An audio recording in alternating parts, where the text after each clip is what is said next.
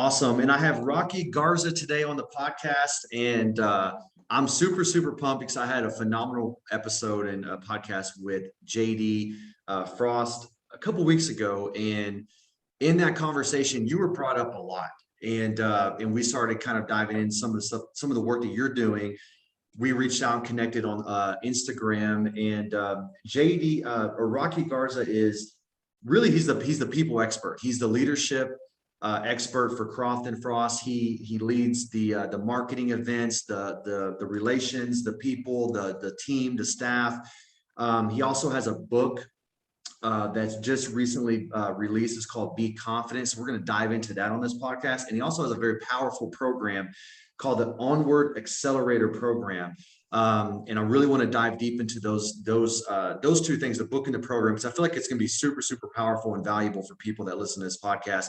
But I'm excited to have you on, Rocky, man. It's a pleasure. And I appreciate it. Thanks so much, Blake. It's great to be here. And yeah, looking forward to diving in, talking about purpose, value, identity, confidence, all those things. Awesome, man. That's what we're going to start with today. So let's start in the beginning, the origin story of Rocky Garza. I mean, where you are today, I love to hear people's stories because most of the time people just see the end result. 100%. And they see Rocky today, successful, intelligent, a people expert, leadership expert, but there's so much, that goes into that. So what was the origin and the start and the catalyst on your path to where you are today? Yeah, so that's a great question. For me, I like to say I kind of had an unconventional childhood, if you will. And all I mean by that is that, my parents got divorced when I was young. My mom's been married and divorced 5 times. I never lived with my dad growing up after my parents got divorced when I was 2. So moved around a bunch. I went to 13 schools before I graduated high school. And most of those like pre-7th grade. And I moved in with my grandparents in 7th grade and then lived with them through junior high and high school. Graduated high school, thought I was going to go play football someplace. And then realized like senior year of high school, like, I don't even think I like football that much. Like, why would I go do that for 4 years, And then so it kind of like threw a loop and like, what are you going to do now? And so I ended up going to junior college for a couple of years, ended up transferring to Texas A&M in College Station and graduated from there. And really, I kind of crammed, 20 or 21 years of time really, really quickly. But really, if I look at that, if I kind of take that section of my life, that section, we could just chalk it up to survival. Now, I want to be really clear, like survival, not life and death. Like I was fine. I had everything that I needed, almost everything that I wanted. My grandparents are amazing. Like this is not a materialistic, I didn't have a good Tommy Hilfiger shirt from Ross. You know what I'm saying? Like I had all of those things. Survival mechanism is that I spent the first at least 20 years of my life longing and grasping to try to figure out, where do I fit? Where do I belong? What is the reason that I should show up to a room? What is the reason someone would want me in a room? Because I had felt, now I'm 39, I've been to a lot of counseling, spent a lot of time with people talking about who we are and what that means. I've recognized that I was longing to figure out where I fit and belong because I had multiple experiences that continually communicated to me, you're not the most important thing. Wow. By people that really loved me a lot. Now, does my mom love me? Yes. Does my dad love me? Of course. Were they doing now everything I recognize, everything in their power to provide the very best they possibly could for me? 100%. And to me, that's the beauty of the word and. I have a theory or a phrase I like to use called the power of and. My parents loved me and love me so much, and had large portions of my life where they abandoned me. Wow. My mom worked, 15 hours a day, like grinding to give me everything she thought she possibly could give me, and chose men and jobs over me the majority of my life. And so as I think I look at that phase of my life, I think for all of us, we could say it's, 0 to 6, we could say 6 to 12, we could say up to 20, we could say some of us up to 40, some of us to 67. The range, I think, is irrelevant. Right. There is a space for all of us, though, where when we begin, at least in my thought process, is when we begin to be able to hold two dichotomies that we've been told our whole life can't exist together. When we allow them to begin to sit at the same table, I believe that's where we begin to find the highest level of freedom. That's powerful. Can you be kind and wealthy? Of course. Yes. Can you be there's a video, and I can't even remember who it was. I saw it floating around Instagram for a while, and he says like can you be like I think he said relentlessly fierce and fully controlled. Wow. Yes. Right. Yes. It's like when we begin to see the two things we've been told our whole life, right? There's a bunch of spiritual analogies we could use. There's a bunch of things like, you hear from the Christian faith, the lion and the lamb, right? Right. And then you hear like in business, right? You say like we are growing at scale and care about people, like we can take all those things, but there's so much freedom to be found in that, because we're actually allowing, I believe, a fuller picture of what actually is to exist. So that does mean there is room for us as a person in a relationship. So I kind of mark that chunk of my life with that idea of, I did not know that at 21, the power of and, but I was definitely feeling it. I spent the next 10 years or so in full-time ministry. I worked at a summer camp here in Texas. I was on pastoral staff at a church for a while. And really during that season of my life, really kind of began to look and dig into and try to understand for myself, what do I really want to do? What was I really made to do? What was I really designed to do? And I found that I was great with people. I was somebody who I could get people to trust me very quickly. And I'd recognize when I began to see that as a strength, I also recognized I used that for a long period of my life for my own devices, right? And so then you have this like self-reckoning where you're like, oh my gosh, my greatest strength is also the thing that could get me in the biggest trouble, Right, and you're like, right. yes. Yes. So that's a free one for those of you listening. Just take a step back real quick. Yeah. Like, what am I fantastic at? Because that probably, here's where our strengths come from, I think. Most of the time, the purpose in our life, if we align purpose with strengths and gifts and so on, well, our purpose is typically directly related, if we are willing, to the most significant pain we've experienced in our life. Wow, that's so true. Right? So true. And so when we begin to see that, well, then wouldn't we recognize that our greatest strength also is the thing that's going to get us in trouble, because that's what we've leveraged to survive? Yes. So and when you're in surviving, I have one objective. That's for me to live, and I'm not really worried about you. Right. So with time, though, with growth, with maturity, with pick whatever word we want to use to describe that then can allow our pain to either be the thing we use to protect ourselves, which we've all done, or we find a way to transition that into aligning with our purpose, because it's our greatest strength that has the greatest impact on somebody else's life. Wow, Rocky, so much golden nuggets and wisdom there. I mean, seriously, like that, I can relate to a lot of stuff you said. It's so crazy, man. I was telling JD, I was like, you have these connections of people, like you're telling your story, and I'm like, I'm seeing myself in the story because I've went through similar things. My grandparents helped raise me a lot. My parents were 15 when they had me. I mean, so on and so on. And but I want to unpack some of this stuff, and I took down some notes as you were speaking, is that first part of your life, you're in survival mode. And you were saying, yeah, it's not survival mode as maybe, food and water, but I think it's good for us to recognize as people, because I think just my perspective, one of the biggest issues we have in our country is emotional survival, mental and psychological trauma and pain that causes problems that manifest into people's daily lives, whether it's addictions, toxic relationships, or just depression, anxiety, whatever it is. I'm not a doctor, but this is just from my experiences.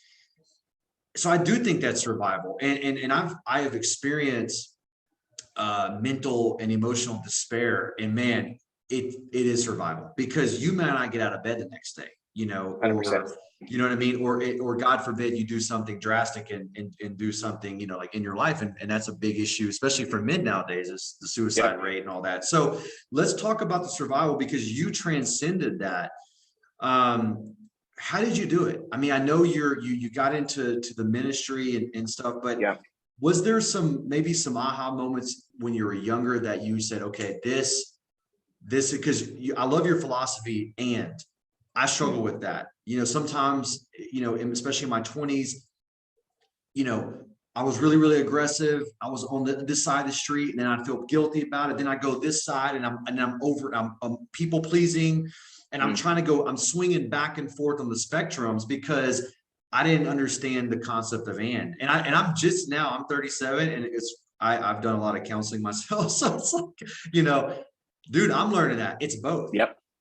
100%. Yeah, I think you used a really important word when talking about the way that you felt on one side of the street. And you said the catalyst in your life. Oh, you didn't say this. This is what I heard you say. So correct me if I'm wrong. Yeah.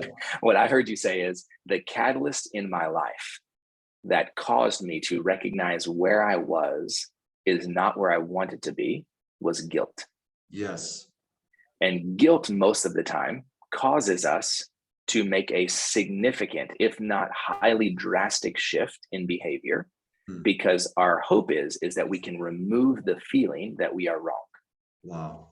Right? So guilt says, I did something wrong. Now, here's where it gets a little trickier with, I think, many of us, all of us, but in our topic here, we said specifically thinking about men, guilt very, very quickly can become shame. Yes. And guilt says, I did something wrong. If you are guilty, you did something wrong. Right. Shame says, I am inherently wrong. Wow. I, as a human being, am not valid. I am not good. Well, what happens, I think, for many of us is we start on one side of the street and we look around and we are getting things fed back to us, relationships and feelings and people and our own ability to kind of process the world. And did we get what we want? Well, we got what we want, but at the detriment of somebody else. Oh, man, I feel terrible. I feel guilty. Woo, man, we switch over to the other side of the street. And we're like, whatever you need. Now I'm going to serve you. I'm going to care for you. And they're like, what is this? I'm giving all my time to everybody else and no one freaking cares about me. No one said anything about me. No one texts me and asks me how I am. Right. Forget that. I don't want to feel like this. Ooh, we go to the other side, right? You do that 2 or 3 times. Now, here's what happens. You do that enough, guilt will transform into shame because you believe at that point, I have done both things that someone told me to do and they both failed me. Wow. The common denominator must be me. Yes. I must be broken. I must be wrong, right? That's so powerful. Then we go, I've tried to share my feelings when I was aggressive and I was told you're an asshole. Yep. I tried to share my feelings when I was on the other side and I was told that I was weak. Yep. So you know what? Screw both of them. I will say nothing ever again because according to what I can calculate, it's just going to be used against me. Wow. And in all 3 of those scenarios, I believe we have given somebody else the authority and power to dictate and control what it is that we are doing. And we never actually owned the impact of what we were doing. We only ever defended our intention. That's huge. When I was right, and there's a huge difference between intention and impact, right? Like I think about my marriage. That's the first place I go to, and I think intention versus impact. Because how many times have I done something? I thought it was fine. My wife has said, "Why are you being rude?" And my first response was like, "I'm not being rude. Look at my." Well, you can't. Those of you listening can't see my face, but I made the face. We all know the face that you make, right? Dude, and I've done it. Yes. Like, I'm not being rude. I mean, listen to my tone. Listen to my tone. And she's like, "You literally were just an ass. Yeah, you literally were just rude." I'm like, "Well, I'm rude now because you told me I was being right." Whoa, back up. It doesn't matter what my intention was. The weight and the value is always 100% in the eyes, ears, and heart of the receiver. I am responsible for what occurred, regardless of my intention, because the impact on somebody that I care about was potentially negative. Wow. And so the phrase I tell myself, I'm not telling you I'm good at it, I'm just telling you how to think about it a lot, is if I would take as much responsibility for the impact I created every day as I did attempting to defend my good intentions, I bet my life would be significantly different. Wow. And I think that's a question in life, in marriage, in partnerships, in kids, in business, in leadership. If every CEO right now, if every person in leadership right now woke up every day and walked into their office at home, hybrid, remote, physical, wherever it is, and said, today, I will take significantly more responsibility for the impact I create than I do trying to defend the intention I had, I bet your business would 1x, 2x, 3x in whatever category you want in the next 6 months. I could almost guarantee you that. That's powerful, Rocky. That is, so to me, that is that shift from being in survival and then stepping into leadership, because I've been in survival as well. And when you're in survival, you have the shame and the guilt and the pain, but you project it out and you put it on other people as well. So then when I was in that place, I was getting into arguments, I was in bad relationships, I got into altercations, and it's like, it's so bizarre, but and I look back on it because I feel like that's a whole nother person, which it really was in a sense. And it's like, I was just in pain. And in that pain, I was defending, constant defensive on everything, never really took true responsibility, and still struggle today with some of this, and not on the extreme levels as it was, but just on a lot of day-to-day. My wife, she'll smack me in the head, and I'm like, hey, I was doing the right thing. And then when I have time to reflect, I'm like, no, I get it. I get your point. And so there's a phrase, and I didn't come up with it, somebody else did, but like, hurt people hurt people. Yes. Right. That's it. Yep. And that's just the reality of it. And so whether we intend to or not, like, hurt people hurt people. And so if we believe, we hold that and say that is true, then I would say, like, then in order for us to dress our wound, like, we're going to have to be willing to address our wound. And most of us, I think, going back to your point, what's the catalyst? What are moments in my life?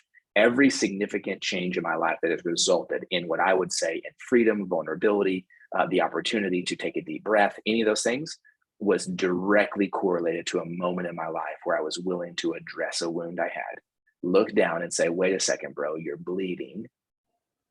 You're going to have to figure out why you're bleeding, what caused it, and how are you going to then heal that wound? Because that wound is causing pain in your life, and it is inevitably creating a trickle effect down to everybody that you see, know, care about, touch, interact with. So hurt people hurt people. Every human being in life. I don't care. I'm telling you, I think I'm a fairly healthy person, and I got a college fund and a counseling fund for my kids because I'm gonna screw some shit up. Like, I just know I am. There's no way around it. I'm flawed. Like, no matter how hard I try, right, I still get frustrated. I still 100%. Yell. I still grab my, there are things I'm doing I don't want to be doing. Right. No matter how loving, how many times I've asked for forgiveness from my kids. I know that I'm still hurt. Yes. I still have pain.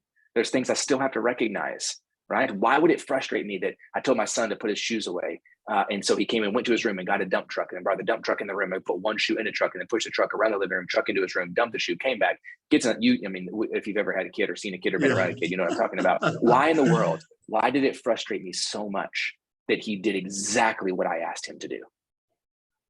It's because he didn't do what I asked him to do my way. Wow. And I am expecting, because I have a hurt somewhere, that if you really love me and care about me and respect me, when you do it my way, you show me that you trust me and that you believe me and that you're not going to leave me. Wow. Dang, that's and powerful. all the way down to a shoe in a truck. That's so crazy. That's so freaking crazy. Yeah, that is powerful, man. Seriously, that is freaking powerful. I think that takes so much self-awareness and work, and I know it's possible for people to get to that. But it takes work, and so let's talk about, you get into ministry, and I think you said you're doing that for what, 10 years? Yeah. So I was at summer camp for about 5 years. I was on pastoral staff at a church about 3.5 years. I got offered a teaching. I was probably 27 at the time. I got offered a teaching pastor job at a church of about 3,000, 4,000, 5,000 people, somewhere in there. They said, hey, we want you to teach every 25 weekends a year. Your sole job will be just to preach 4 sermons a weekend for 25 weekends a year. I'd never been to seminary. They were like, we're going to bring somebody in from seminary to teach you 3 days a week here in the office. You don't got to go anywhere. Like, you just stay and teach for us. And so I wasn't very self-aware at the time, but I was self-aware enough, and it's probably by a little bit of grace there, that I knew that if I said yes, it was going to be a really bad idea.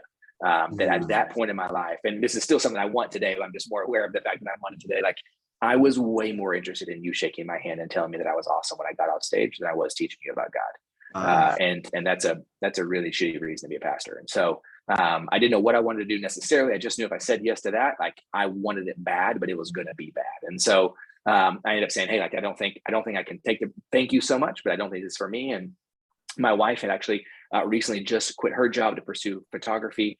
We had been shooting photographing together, and so of all things, we stepped into building our first business, which was a wedding photography company, which I know makes perfect sense. And so we did that starting in 2010. We did that full time for about 5.5 or 6 years.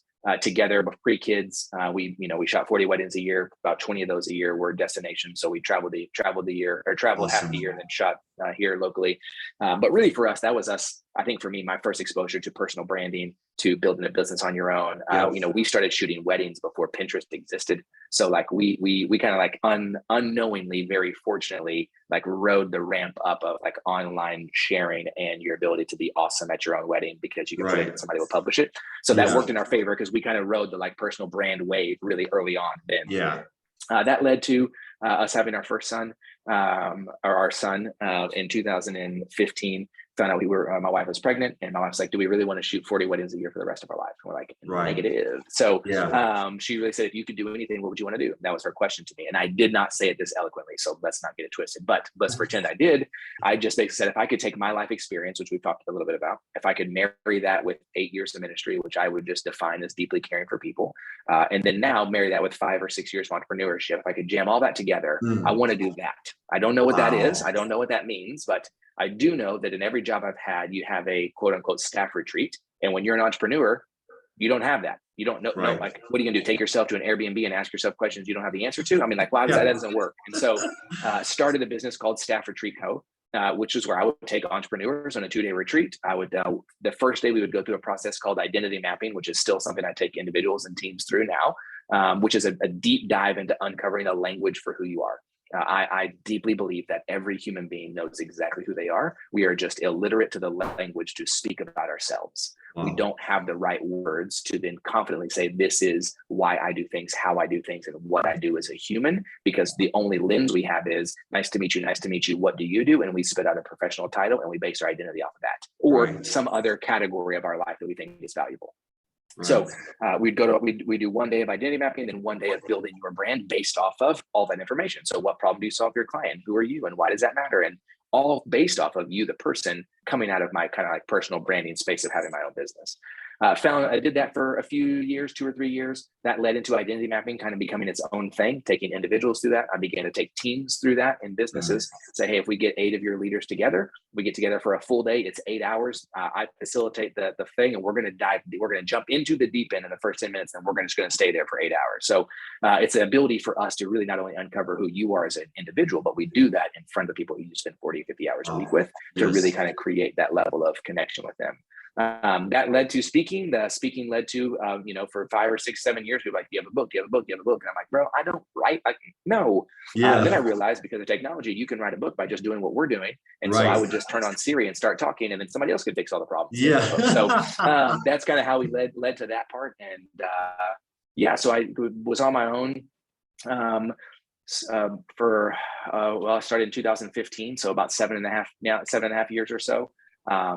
And was just kind of living in those 3 big buckets. So consulting companies, doing team events and coaching for their leadership, coaching individuals one-on-one, and then speaking. Those were kind of the 3 areas where I spent my time. Rocky, that's so powerful, because, as you're talking, I'm kind of visualizing all this, and it's like you took, really some key skill sets. I mean, I feel like, the survival phase of your life, you learn a lot of personal transformation, a lot of self-awareness, which is super, super powerful.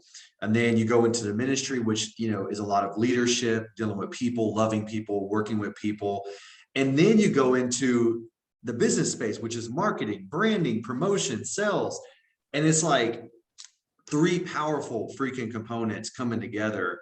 And the key component, all of it's people, and I love when I was looking at the website, and I've never seen a title that said the people expert. I think it's freaking cool. It's it's a much cooler thing than saying just leadership, right? It's so 100%. awesome.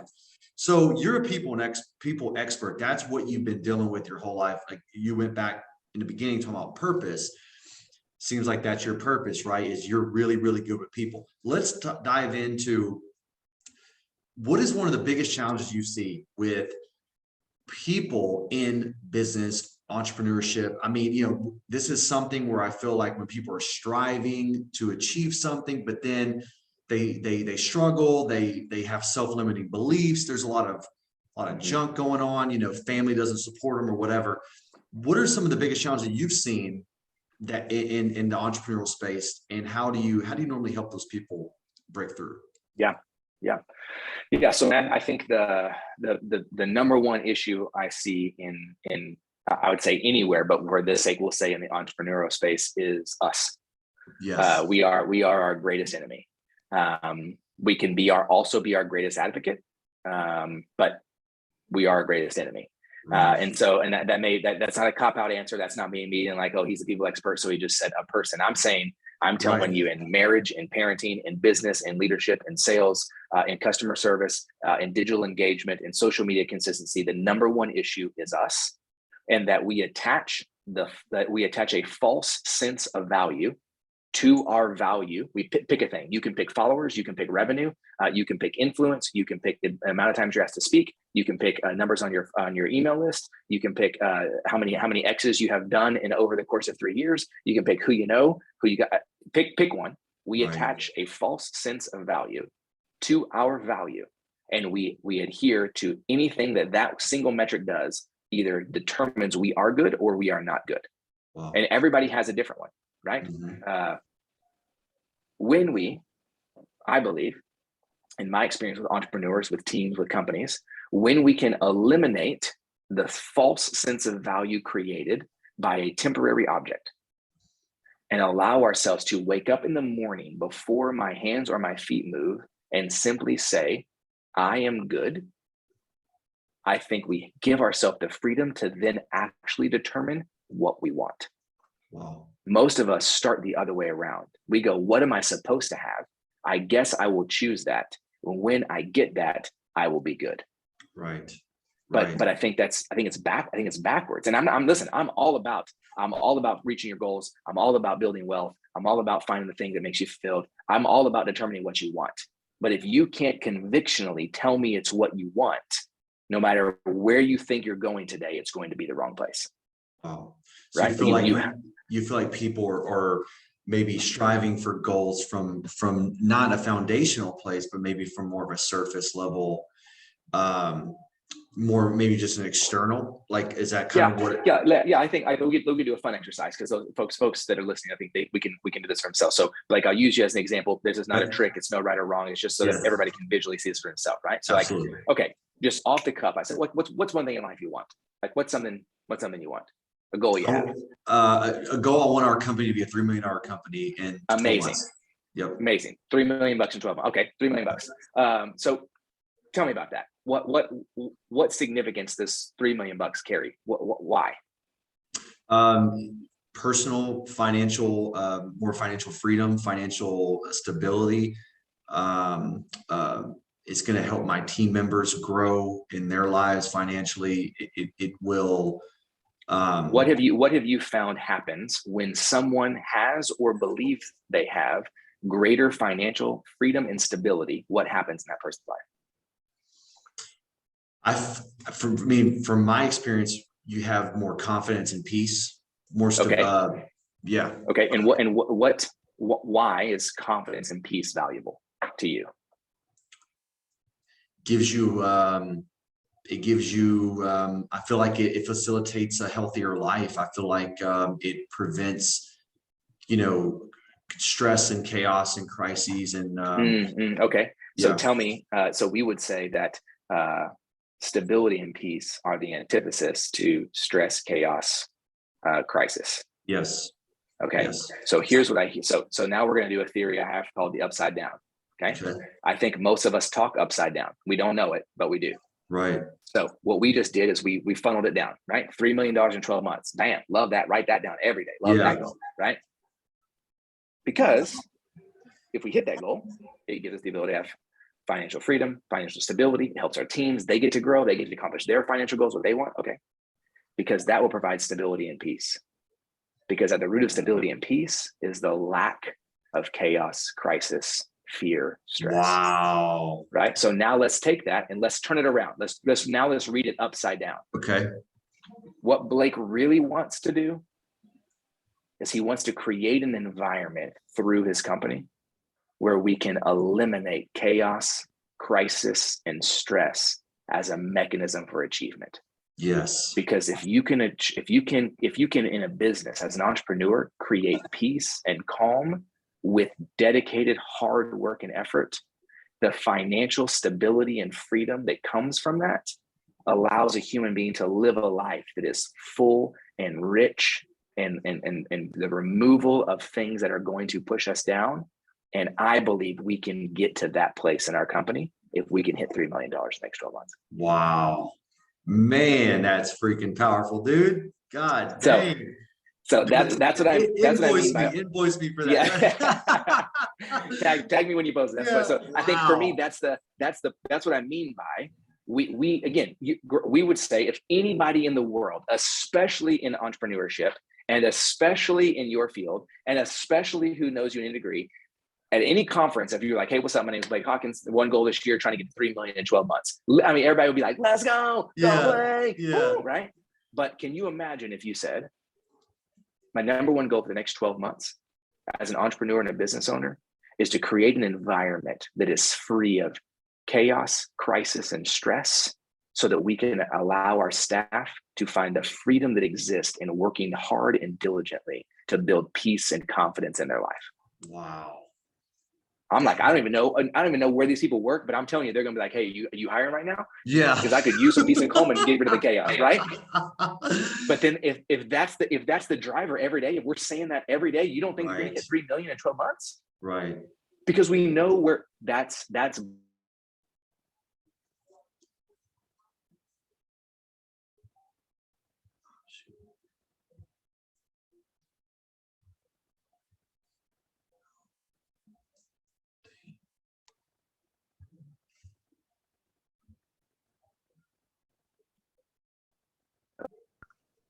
Hey, Rocky, I'm sorry. You cut out there a little bit. It's okay. Yeah, I did. I know. I'm gonna start over. Just I'll so edit. Yeah.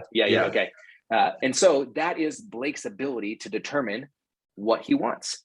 And so I think going back to your question, what's the number one issue I see with entrepreneurs, myself included, is we don't know what we want. We pick an arbitrary goal that we think we're supposed to have, and then we try to rally the troops to a North Star that's actually in the South. Wow. And then we wake up in 12 months and go, what, man, we didn't get to where we thought we were going to go. Well, that's because we never actually knew what we wanted. Right. Like I was with the meeting, I had lunch with a mentor of mine literally 2 days ago, and he said something to me. And so hopefully at this point, if you're a listener out there, that you know, like I'm not a blow smoker. So like he made the comment to me that I cannot get out of my brain because I've never thought about my stuff like this in my life. He said, Rocky, he said, well, he's about 65 entrepreneurs. Well, went public with the company and sold it when he was 42. Been retired since he was 42. Given his life back. I mean, the dude is he's just a walking saint. The guy's incredible. And he says, Rocky, there's something I want you to know. I don't know if you know this or not, but I really admire about you. And I was like, come on, bro. You know, I'm not going to say no to an admiration. And he said, do you realize the level of scarcity that you have created with your time and how valuable that is? And I was like, I don't know that I fully understand what you're saying. So I want to say yes, but help me understand what you're saying. Yes.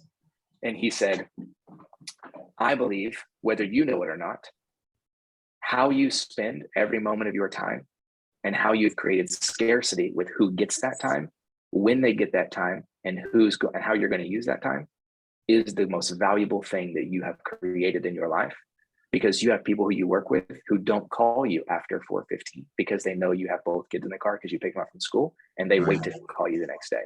Right. Because and I'm not saying that's for everybody, right? Like this is not a pitch to be like, hey, if you work past 4, you're an idiot. Don't hear what I'm not saying. Right. But that's But I think like that's at least in that area of my life, like that's because I know what I want. Right. And what I want is an incredible marriage, be an incredible father, and everything else is going to fall second to that. It doesn't. You don't have an amount of money. Come and speak for $1 million on your son's birthday. Nope. I mean, it's not going to happen. Like, I got asked to speak at an event on my son's birthday 3 years in a row, and they would not change the event. I'm like, hey, I don't know how to tell you I'm not coming. Like, this is the third year in a row. Like you asked me at 2, 3, and 4. Sorry, I'm not. Yeah. It's not happening. And that's not like oh, I'm so amazing. That's in that area of my life, I know what I want. And you know what happens? Nobody questions it. Nobody says I'm an idiot. Nobody says I don't work hard. Nobody says that I'm a fluff. Nobody says I should grind more. Nobody says that I'm not dedicated enough. No one has ever said that to me, because the dedication for my time is so prevalent in every area of my life that you must believe I must be dialed in from 7:45 to 3:45 every day, because however he leaves at 3:45 every day to get his kids, and it seems like most of the work gets done.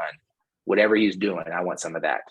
Right. That's right? awesome, Rocky. I feel like so that's that place of living, really truly living from your values and being super intentional. I mean, I think I'm still processing the exercise we went through, because that was freaking powerful, dude. Like now I'm like, holy crap, this is what I'm going after, even though, Yeah. And I think it's, and the way you articulated it was so powerful, because that's really my business philosophy. Like I am, it's that and thing that you were talking about. Like I'm a super hard worker, super diligent, super dedicated. I am just balls to the wall, and I believe in peace and in being healthy and family and downtime. And like, it's both, and it's, I think it was a hard balance to get to that place, because, often the world says, grind till you can't work, and then, grind your teeth away, grind your feet away. And then, or then it's the other side of the street of just let it come, Yep. Well, I think, listen, and I think this is something that those of you that are listening, you can't see us right now, but I know this is the name of your company, but what's the first word in the name that's on your shirt right now? Freedom.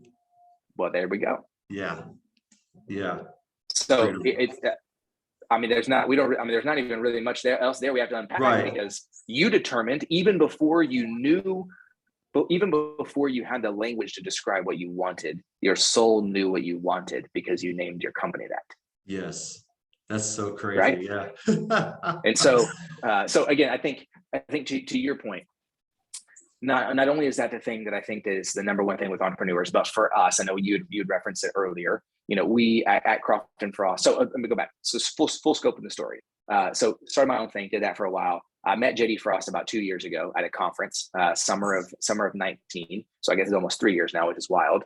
Summer of 19, I was speaking at an event. He was there as an attendee. I do the core values exercise keynote, and it's quick, fast, in your face, 45 minutes, get into your soul, hop back out. Who's the next speaker? So we did that. It's afterwards, we go to the back. It's him and a guy who actually works with us again now. His name is Chris Travis. They're in the back. And so they're like, hey, can you do that thing you did with the people in the audience? Like, will you read my core values back to me and then tell me what you think they mean? I'm like, sure, of course, I'd love to. So I do JD's, and I'm like, I get to like core value number 3. I look over, JD's just crying, right? And he's like, wow. I'm like, they struck a chord with him. Another guy named Chris, who's on our team, and at some point he'd be a great guest for you to have on here as well. His story's wild. But I said, hey, I hear you, but I don't believe you. I said, I know I don't know you. Take it for what it's worth. I hear what you're saying, but I don't actually think these are true. There's something missing. Take that for what you want. Good luck. Hey, it was good to meet you guys. Like, went back over to my chair. So that's kind of my first introduction with them. Facebook JD, because he was having a conference in January 2020, and was like, hey, would love to come to speak at your event. And he's like, great, come on, let's do it. So I went and spoke there. Ended up going to Jamaica with him in a small group and doing a 4-day workshop with him like 2 weeks after that. Wild. And then started working with him about 3 months after that. I pitched him for like 3 months and he wouldn't say yes. And finally they said yes. And that was like April 2020. So I was like right in the very, very beginning when kind of COVID struck the world. And so been working with him since then. And really through that has kind of evolved as of, probably 3 months ago. have kind of like fully inundated my business and Crawford and Frost together. And so I still have my personal brand, rockygarza.com, speaking and books and content, things like that. And really, we're just trying to continue to build that brand to be a resource. I don't have a bunch I'm trying to sell you. I just want to have content regularly that will get you to the place you want to be. Coaching, speaking, team events, all that we now run through Crawford and Frost, which is kind of why I have a bigger hand in what we say is our events and experiences, because I'm really kind of taking what I believe about people, trying to translate that into what we believe about business. And then how do we really get that? We've got 1,500 clients. So we got 1,500 possibilities out there to go, hey, do you want to grow your business? Do you want to grow your team? Well, then here's what we believe. We have one guarantee at Crawford and Frost, and that's that we're going to change the way you think. Not because we want you to think like us, because I believe for you to get to where you want to go, you're going to have to change the way you're thinking about that today. Because if you keep doing what you're doing today over and over, you're never going to get to where you want to be tomorrow. That's just human nature, right? We call that insanity, doing the same thing over and over, expecting a different result. Absolutely. So we got to change the way that we think. Well, that's our only guarantee. Now people are like, you're an accounting and a tax firm. Kind of. Our main product that we can do for you is tax preparation. That's true. Right. That's because we have we in the financial world, it is the scariest, the craziest, the place that requires the most trust is to let someone take your money and talk about to the IRS about it, and then sign the name to it and be like, good luck, bro. I think we got you. Like nobody wants to do it. So if we can use an area where we've already built trust, because you trust us with one of the scariest, most unknown things in America, the IRS. Right? Yep. And then go, would you be willing to spend 3 days with me? Because if you're willing to let me file your taxes, would you be willing to come and spend 3 days, 72 hours with us and our team, a group of 20 people, to dive deep into who you are, what that means, why that matters, and build a blueprint to get exactly where you want to be? Because if you trust us to do your taxes, surely you trust us to talk about your values, right? To talk about your life. And so for us, and we say, we only do two things. We build courage and we create wealth. Wealth is defined by you, not by us. It may mean zeros. It may mean time. It may mean opportunity, whatever that is. And so from that, we have what you mentioned it earlier. We have the Onward Accelerator program. And that's our ability, to your point. Hey, man, that you asked me one question, you took my goal, you did it down, you flipped it around, and then in 90 seconds, I was like, damn, that's exactly what I want to do. That's what we want to do. That's what we do at Crawford and Frost. The Onward Accelerator program is just a really easy entry point for people to hop in. It's $250 for life. We send you text message every week, emails every week. We do a call twice a month for an hour, a Zoom call that anybody can hop on. I did a workshop 2 days ago or 3 days ago where we took that, what's our impact and how do we define that and what's keeping us from moving forward in that. 60-minute quick and dirty, did it. You got some tools, see you in 2 weeks. So we're trying to build an ecosystem that allows you to get to where you want to go by helping you identify where you want to go and then just providing the tools and resources that you need. Like I am not the hero. I am not going to solve your problem. I am not going to pick up the phone and call you every day to see how you're doing. And I'm not saying that in a bad way. You're an adult. I'm trying to keep myself together, hang out with my kids and have a good marriage. I'm trying to get on date night every Tuesday. Yeah. But if there was an ecosystem that you knew was a resource available to you, we have a Facebook group you can join. You can text us back. You can, for $250 for your whole life, one time. Like, why would you not do that? It's kind of the way that I look at it. It's powerful, Rocky. And I feel like that's what a lot of people need. They need that support system, that place where you can go and say, hey, having a rough day, I'm trying to do this business venture and I'm struggling, or, hey, my business partner kind of, we're having some issues or our sales are down or whatever it may be. And you can be able to process that, with a bunch of like-minded people. But I love what it's so simple and straight to the point, but it just gives you the framework. Build courage. Was it create courage, build courage? Build courage, create wealth. Yeah, build courage, create wealth.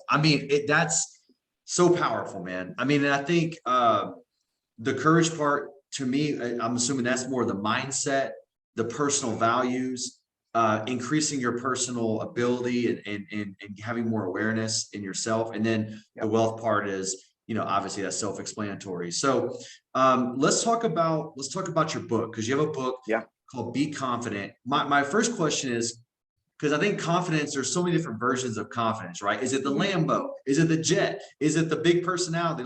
So what is confidence? Yeah. Confidence is the ability to look at something and believe it's good. Okay. That's it. Awesome. So Like how did you confidence. Confident. You sit down in a chair and you sit down in that chair and you believe it's not going to break Yes. because you believe it's good. Wow. You smell apple pie while it's in the oven and you already know what it's going to taste like. You already have confidence in it. Why? Because it's good. You look at yourself in the mirror and you either have self-confidence because you look at what you see and you believe it's good, or you look in the mirror and what you see and you believe it is not good and you do not have confidence. Confidence is simply the ability to look at anything, including ourselves, and believe it's good. That's powerful, man. That is really, really powerful. I mean, when you first said it, it didn't fully click until you gave the examples. That's strong. And that actually goes back into what you were saying earlier about people, right? Is if you believe you're inherently good,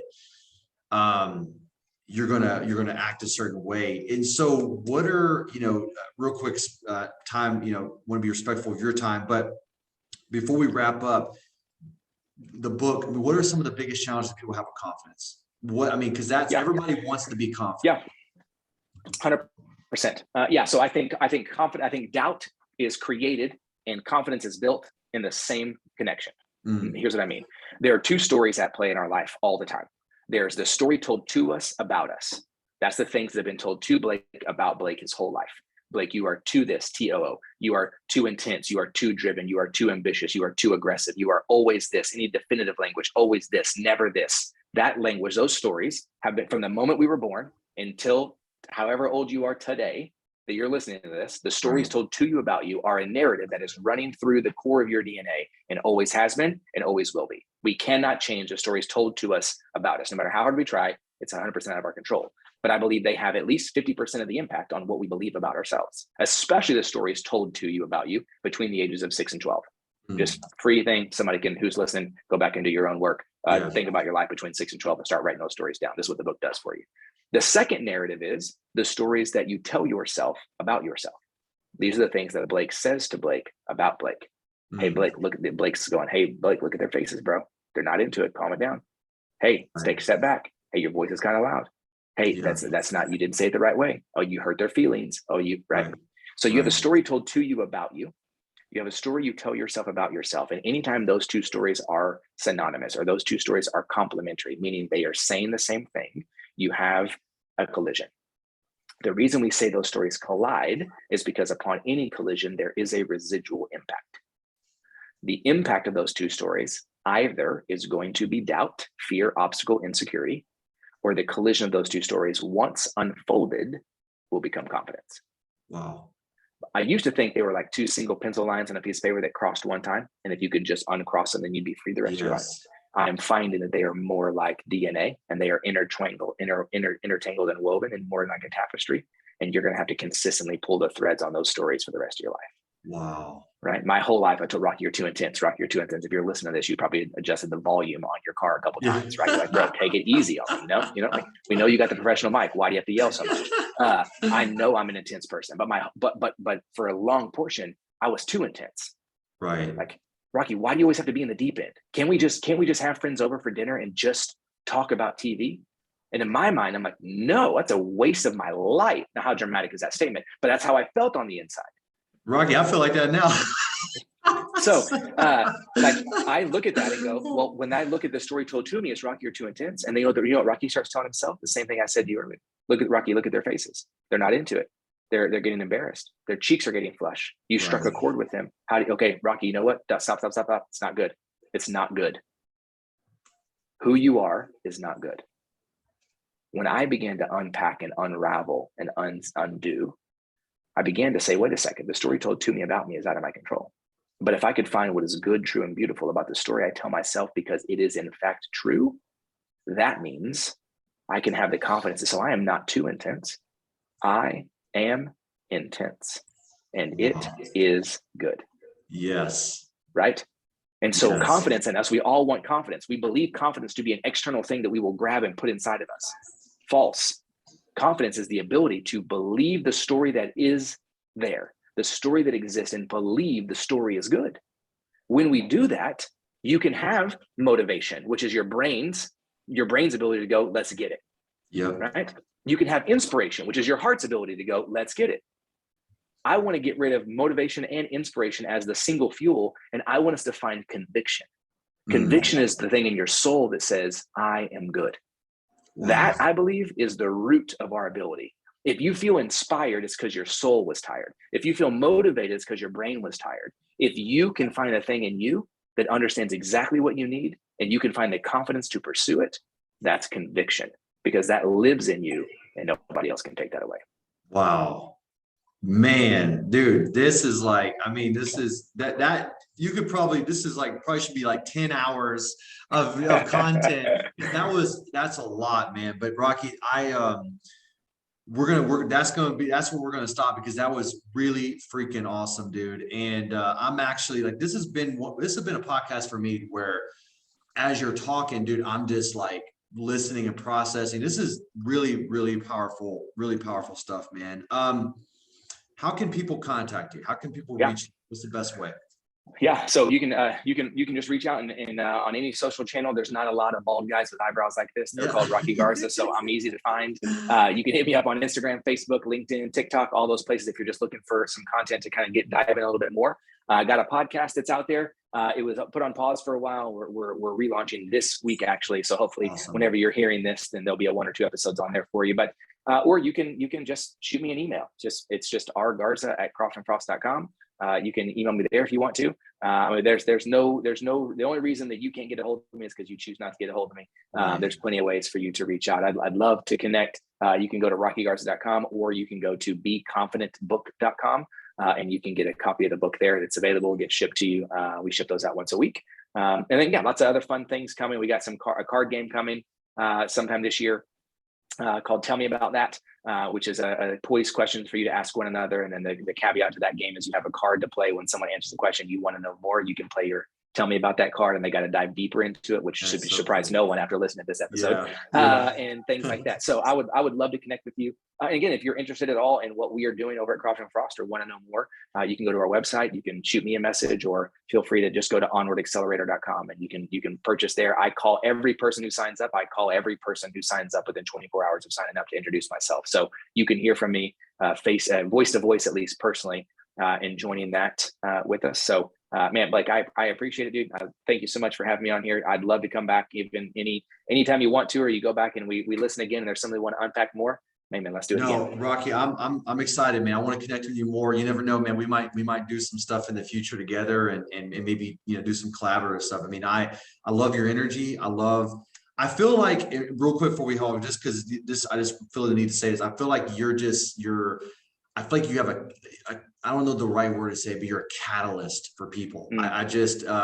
I don't know, man. I feel like the way you inspire and spark things. I mean, even for me, listening to the podcast. So people need to reach out to you, because I feel like one of your gifts is just sparking that fire and getting straight to the core of things. And I think it's powerful, man. So I really appreciate you having on the podcast, man. And looking forward to connecting soon, and have a good one, brother. All right. Appreciate it. Thanks so much. Yes, sir. Thank you.